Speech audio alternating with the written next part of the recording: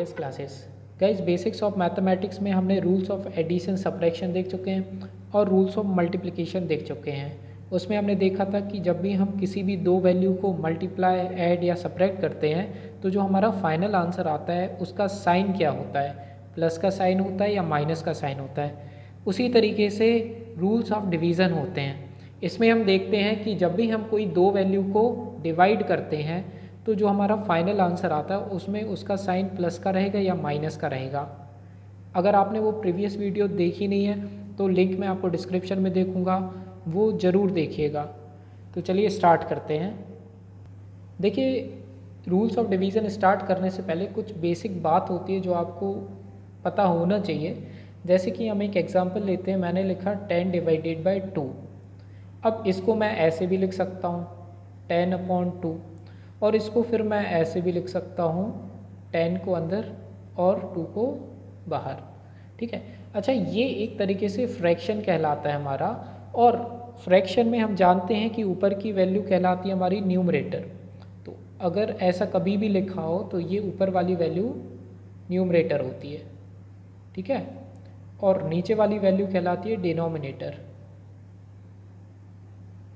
Denominator. चलो, अब इसके बाद क्या होता है, इसको हम डिवाइड कर सकते हैं। 2 की टेबल में 10 कितने जा आता है, 5 जा, तो 2 5 जा 10, और ये माइनस करके कुछ नहीं, तो हमारा आंसर क्या आ गया, 5 आ गया। तो अब देखो, हम केसेस स्टार्ट करते हैं साइन के।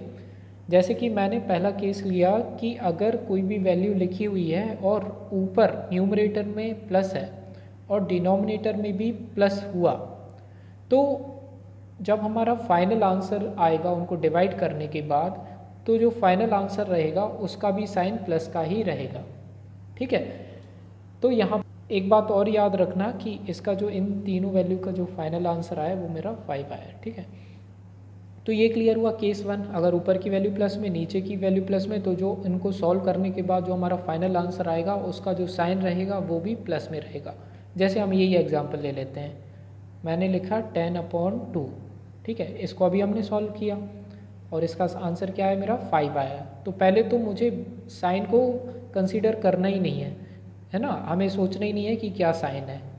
तो पहले तो डिवाइड कर दो, तो डिवाइड करने के बाद मेरा 5 आया। फिर मैंने देखा कि ऊपर भी प्लस में, नीचे भी प्लस में, तो फाइनल आंसर भी जो मेरा रहेगा वो भी प्लस में रहेगा।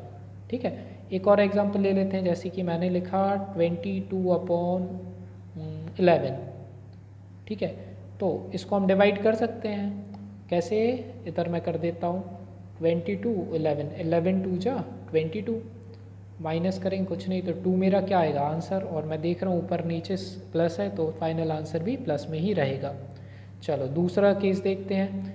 अगर मेरी ऊपर वाली वैल्यू प्लस माइनस में रही, ठीक है, और नीचे वाली वैल्यू अगर प्लस में रही, तो इन को जब मैं डिवाइड कर दूंगा, जो मेरा फाइनल आंसर आएगा उसका जो साइन रहेगा वो मेरा माइनस में रहेगा।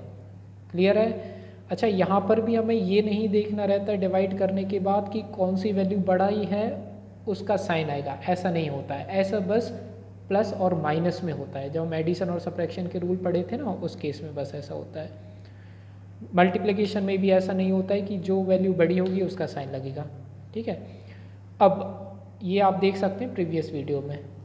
अब देखिए एग्जांपल लेते हैं, जैसे कि मैंने ऊपर लिखा 10 और नीचे लिखा 2। अब हम यहाँ पर देख रहे हैं कि पहले तो ऊपर माइनस में है, नीचे प्लस में है, तो पहले तो हमें ये साइन कंसीडर ही नहीं करना है, डिवाइड कर देना है, तो आंसर आएगा हमारा 5। इसके बाद अब हमें साइन देखना है। तो हमने देखा कि ऊपर वैल्यू माइनस में, नीचे वैल्यू प्लस में है, तो जो हमारा फाइनल आंसर आएगा उसका साइन क्या रहेगा, माइनस में रहेगा।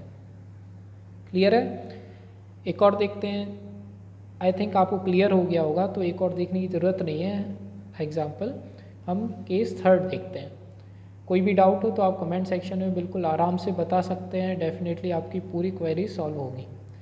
तो ये प्लस और नीचे अगर माइनस में रहे, अगर ऊपर की वैल्यू प्लस में और नीचे की वैल्यू माइनस में रहे, तो जो आफ्टर कैलकुलेशन इनको सॉल्व करने के बाद जो हमारा फाइनल आंसर आएगा उसका साइन जो रहेगा वो भी माइनस में ही रहेगा।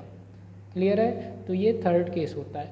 तो जैसे कि हमने लिखा, यही केस ले लेते हैं, जैसे मैंने ऊपर लिखा 10, नीचे लिखा 5, और नीचे जो 5 है उसका साइन है माइनस में। तो यहाँ पे हम देख रहे हैं ऊपर प्लस में है, नीचे माइनस में है, तो ये तो कन्फर्म है कि फाइनल आंसर का जो साइन रहेगा वो माइनस का ही रहेगा। ठीक है, हम इसको सॉल्व करेंगे तो क्या आएगा। अच्छा, ये मैंने नीचे 5 लिख दिया, तो इसको हम डिवाइड कर सकते हैं, कर देता हूँ। चलो यहाँ पे आप पे तो वैसे बन जाएगा कि क्या आएगा, 2 ही आएगा।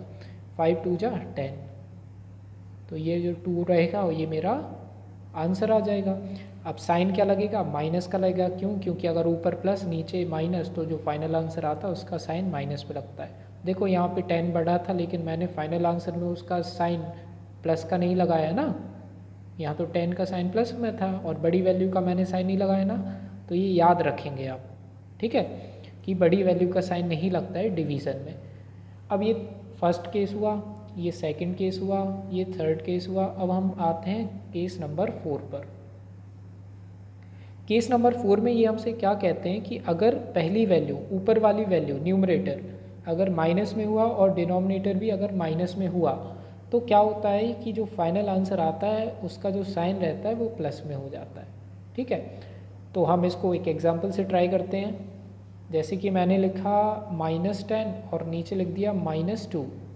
ठीक है, अब हम देख रहे हैं, पहले डिवाइड करेंगे तो इसका आएगा 5, हमने कर चुका है पहले ही डिवाइड। ठीक है, यहाँ किया था ना ये वाला, तो उसी तरीके से इसका जो आंसर आएगा वो मेरा क्या आएगा, 5 आएगा। और मैं जानता हूँ रूल के अकॉर्डिंग कि ऊपर नीचे अगर माइनस में होगा तो फाइनल आंसर जो रहेगा उसका साइन प्लस में रहेगा। ठीक है, तो ये 5 प्लस में रहेगा। तो इस तरीके से हुए ये हमारे 4 रूल्स, है ना, rules of division, means 4 case हुए। इसके बाद हम देखेंगे, देखिए अभी तक तो हम ये दो वैल्यू का देख रहे थे, अब हम आगे वाले लेक्चर में देखेंगे जब हम 4 या फिर 4 से ज़्यादा वैल्यू एक साथ लेंगे तो उसमें कैसे साइन लगाएंगे हम। ये तो दो वाली वैल्यूज़ हो रही थी ना, तो वो उसकी भी डिस्क्रिप्शन में आपको लिंक मिल जाएगी। अगर आपको वीडियो पसंद आई हो तो प्लीज़ लाइक कीजिए वीडियो को, सब्सक्राइब ज़रूर कर लीजिएगा चैनल को। आपको बहुत इंपॉर्टेंट वीडियोस मिलती रहेंगी, आपके बेसिक कंसेप्ट बिल्ड होते रहेंगे। ओके गाइस, मिलते हैं नेक्स्ट वीडियो में।